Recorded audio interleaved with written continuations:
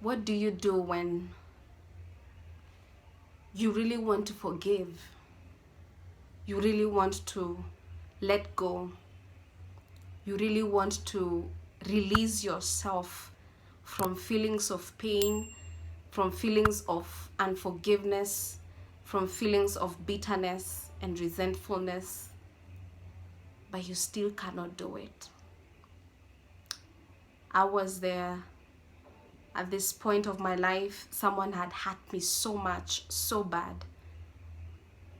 And the Word of God talks about forgiveness. Actually, we should forgive 70 times 7. That's what the Word of God says. And I wanted to forgive because I love the Lord. I love God, and I want to do that which pleases Him. I want to go after Him. I want to obey His word. And I said, I forgive you. I called out the name of that person. I even wrote it down. Hey, I forgive you. I forgive you for doing 1, 2, 3 to me. I forgive you for hurting my feelings. I forgive you for taking me for granted. I wrote it down, journaled it, talked it with the Lord, and I slept. But 2, 3 days later, I still felt these feelings of resentment inside of me. I still felt like I hadn't forgiven fully. I wanted to do that which the Word of God says. I did it. I thought I did it, but these feelings kept coming back to me. These feelings kept ringing in my mind and in my heart. They couldn't let go. They had taken a grip of me, especially when I saw this person. I still felt like I didn't forgive. What do you do? What do you do when you feel like you still haven't forgiven and you want to obey the Lord? But one time when I was thinking, reflecting, and really just rehearsing the pain and just thinking about what they did to me and what my heart had to go through in the hands of this person, God invaded my space. And just like that, I began to see of my own past.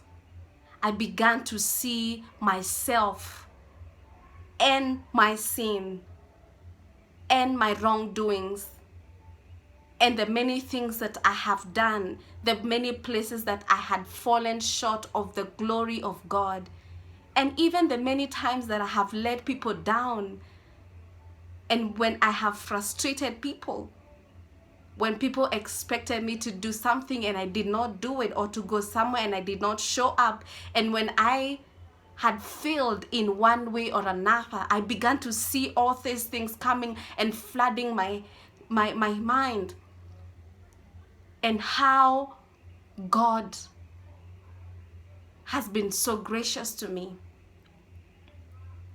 I began to see of my own sin and how I did not deserve anything that God has ever given me, because we all don't deserve the grace of God.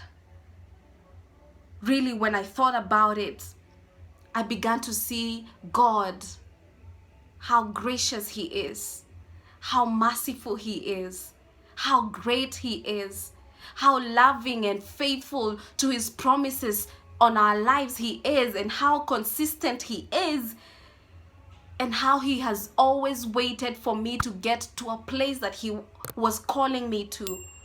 How He is sitting and waiting for me to be the person that He created me to be, patiently waiting for me to arise and to be and to do and to become all that He's wanted me to do and to become. When I saw His patience, His love, and His kindness, I began to tear up. God has been so merciful with me, so gentle with me.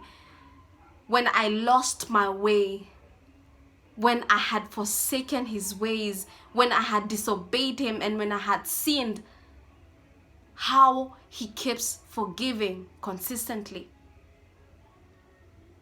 When I saw that, man, it disarmed me.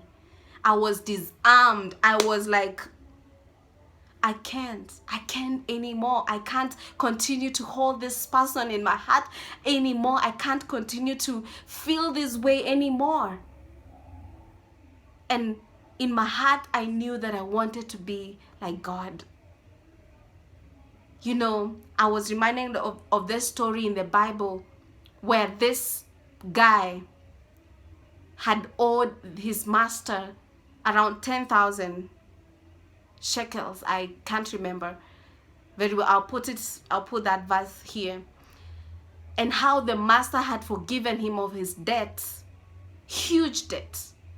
But when he was released out of prison because of the mercies of the master, he went out and he saw one of his fellow servants who had owed him a debt that was much less than what he owed the master.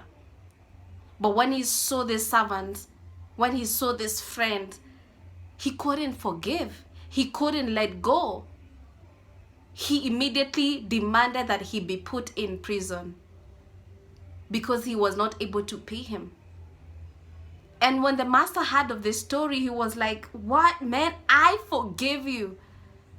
You owed me so much more than that friend owed you. And yet you couldn't forgive. Yet you couldn't forgive and let go. While I did the same. And God was like, I have forgiven you. And when God forgives us, he forgets. He throws all the sin into the sea of forgetfulness, never to remember them anymore. And here I was rehearsing the pain and the things that this person did over and over again. And when I had I had to break. And the power of God, the grace of God really empowered me. And it empowered me and helped me to walk through my feelings and overcome them. So I encourage you to find hope and faith in God, faith in his mercy and in his grace. Accepting the perfect love of Christ allows you or gives you the ability to love others perfectly. If you found this video helpful, please make sure you subscribe in the subscription box below. Hit that bell so that you can be able to be notified every time I upload a video. Like, share, and let me see your thoughts. Let me hear your thoughts on the comment section below. See you on the next video. Bye. Accepting the perfect love of Christ allows you or gives you the ability to love others perfectly.